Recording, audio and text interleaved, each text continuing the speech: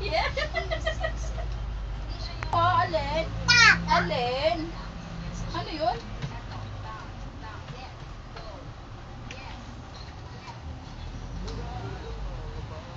Nga, Tart. Tika like Miley. Tika like Miley. Tika like Miley. Wag, masakit. Oh, bebe. Ay, hindi.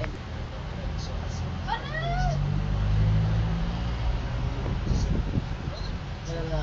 Ay, antok na ang bebe na yun. Wait lang, inantok na. Wow.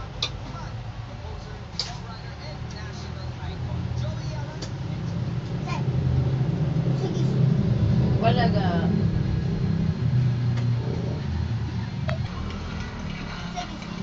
Ito na lang, Kian, samahan mo ako dito. Tignan natin kung nagustuhan ba ng ating jury yung performance. Isahan natin kay Sir Ryan. Hoy!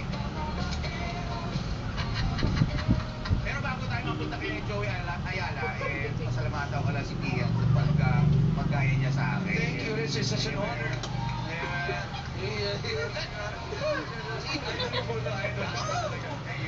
Boses na pagpasok pa lang pagkanta mo ng boss, huling-huli mo. Bakit like Miley tayo, pate? Siyempre, Tika like Miley. kumbaga pinag-aralan ng maigi ang boses ni Joey.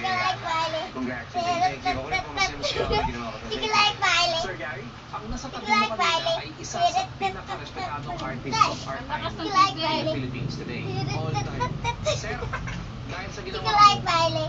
you have my